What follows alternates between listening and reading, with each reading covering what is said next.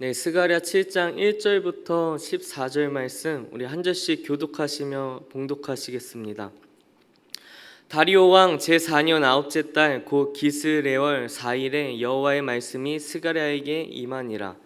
그때 베델 사람이 사르셀과 레겜멜렉과 그의 부하들을 보내어 여호와께 만군의 여호와의 전에 있는 제사장들과 선지자들에게 물어 이르되 내가 여러 해 동안 행한 대로 5월 중에 울며 근신하리이까 하매 만군의 여호와의 말씀이 내게 임하여 온 땅의 백성과 제사장들에게 이르라. 너희가 70년 동안 다섯째 달과 일곱째 달에 금식하고 애통하였거니와 그 금식이 나를 위하여 한 것이냐.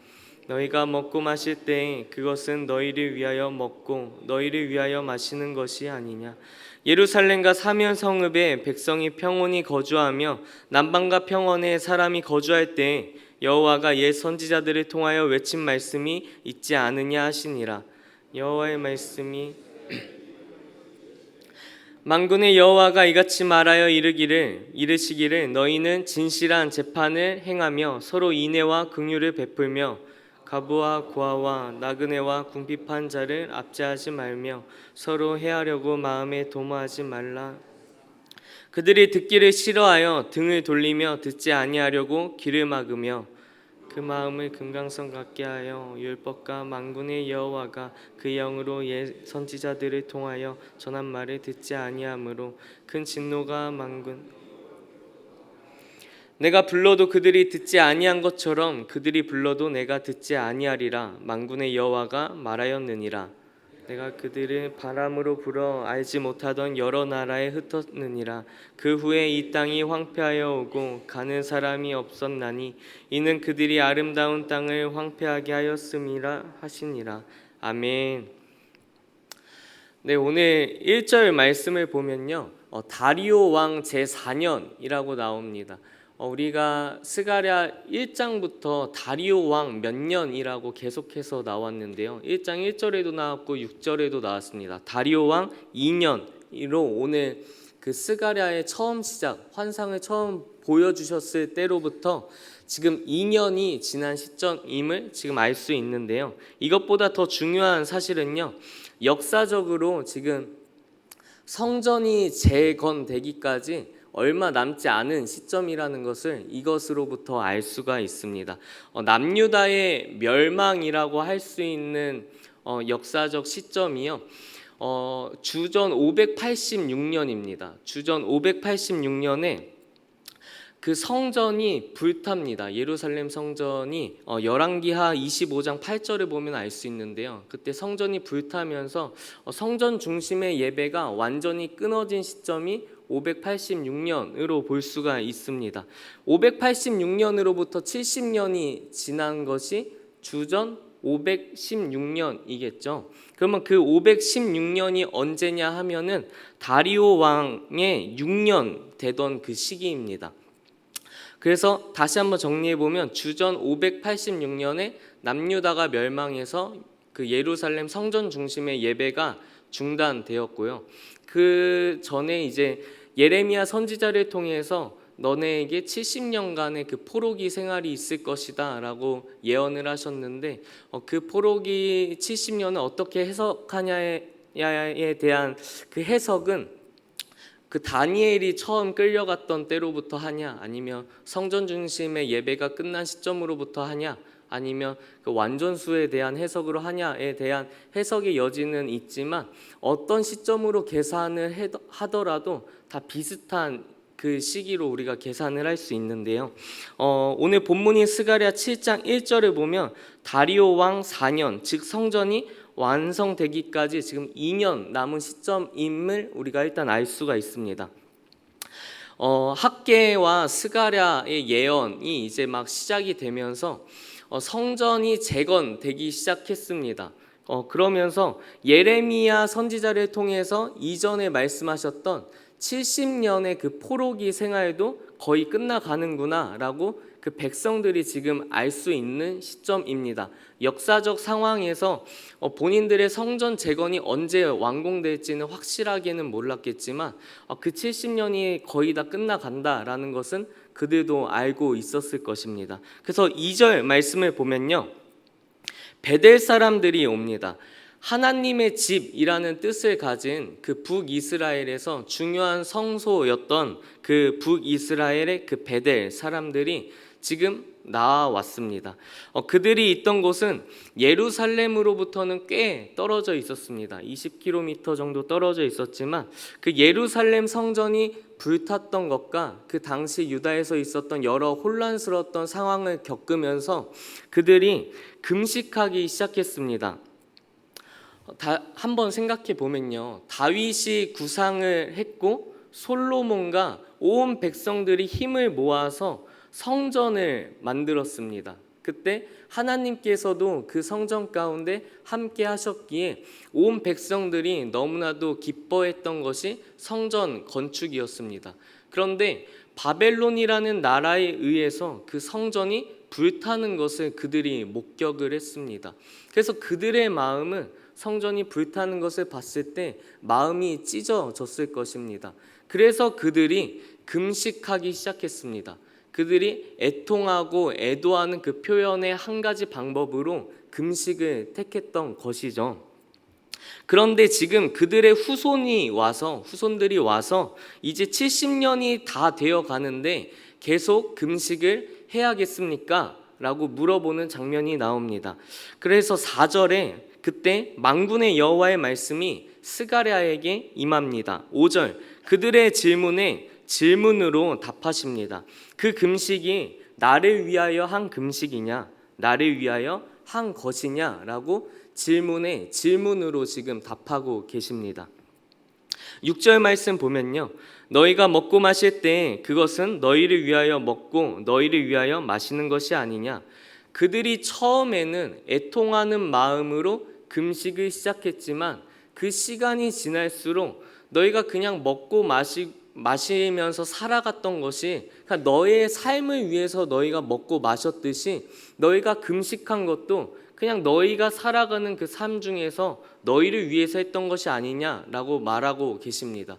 너희가 주를 위해서 먹고 마시면서 살아갔느냐, 너희가 먹고 마시면서 살아간 너의 삶을 보면 그냥 너희를 위해서 살아가지 않았냐, 너희의 금식도 그러지 아니했느냐라고 지금 얘기하고 계신 것입니다. 그렇다면 진정한 금식이란 무엇일까요?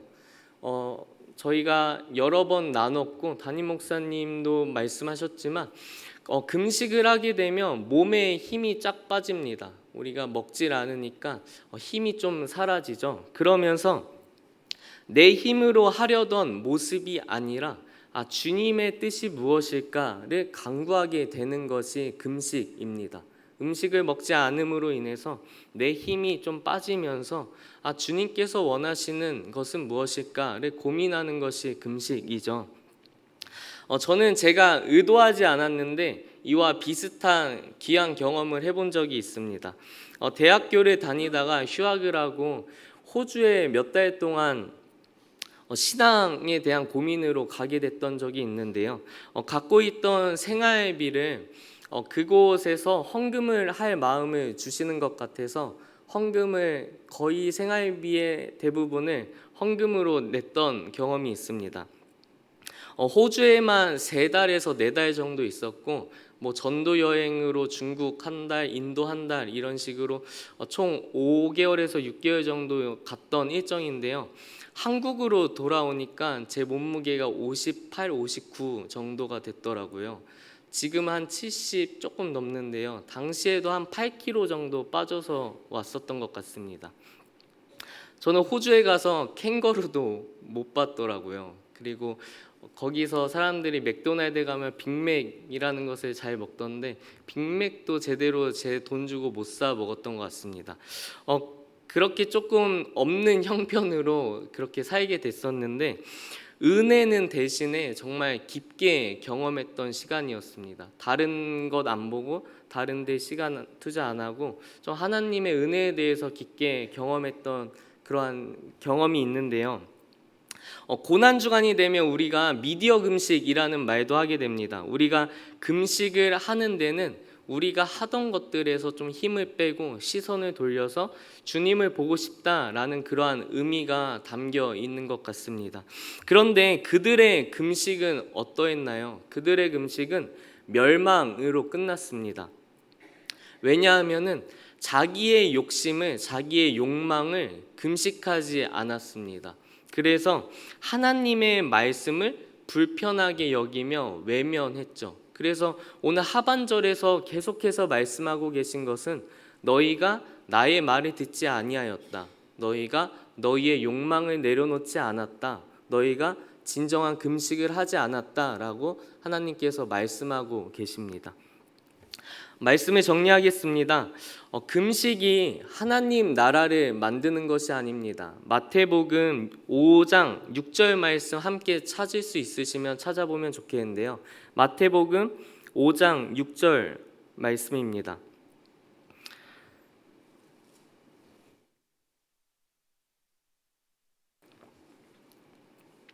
마태복음 5장 6절 말씀. 의에 줄이고 목마른 자는 복이 있나니 그들이 배부를 것임이요. 말씀과 같이 의에 줄이고 목마른 자들이 그 하나님의 새 나라를 경험하게 될 자들입니다. 말씀을 사모하고 계신가요? 내 힘으로 여전히 판단하고 정죄하고 재단하고 있지는 않으십니까? 내 욕망에 대해서 금식하고 하나님의 뜻에 대해서 우리가 간구해야 할 줄 압니다. 하나님 나라에 대해서 갈급해야 하는 우리가 되기를 소망합니다. 함께 기도하시겠습니다. 하나님 감사합니다. 오늘도 우리를 말씀의 자리 가운데, 기도의 자리 가운데로 인도해 주셔서 감사합니다. 주님, 주님의 나라를 경험하는 것, 주님의 나라를 세워가는 것, 주님의 나라를 갈망하는 것은 우리가 여전히 내 힘으로 나의 그 신앙생활을 하려고 하고 나의 힘으로 살아가려고 하는 것이 아니다라고 말씀하고 계십니다. 우리가 주님의 나라를 세워가는 것, 주님의 나라를 갈망하는 것은 그 나라를 소망하고 갈망하며 주님 앞에 엎드리는 것이라고 알려주십니다. 주님, 오늘도 우리가 주님의 말씀 앞에 그리고 주님께 기도하며 부르짖으며 우리의 모든 기도 제목들을 주님께 올려드리며 내려놓으며 우리가 나아가기 원합니다. 주님, 우리의 기도 제목이 우리의 신앙생활이 무엇을 향하고 있는지요, 여전히 내가 필요한 것들만을 주님께 간구하고 나의 강건함을 위해서 기도하고 우리 가족의 평안함을 위해서만 기도하고 우리 삶의 형편이 조금 더 평탄케 되어지고 부유해지는 것을 위해서만 우리가 기도하고 있지는 않은지요. 주님, 그러면서 금식을 한다면 무슨 소용이 있겠습니까? 주님, 우리는 주님의 나라를 갈망하면서 주님께 금식하며 나아가야 할 것입니다. 내 뜻이 아니라 주님의 뜻대로 살기를 원한다고 우리가 고백하며 나아가야 할 것입니다. 주님, 오늘 우리가 이렇게 기도합니다. 우리의 기도의 제목을, 우리의 입술의 고백이 바뀔 수 있도록 주님 허락하여 주시옵소서. 감사합니다. 예수님의 이름으로 기도합니다. 아멘.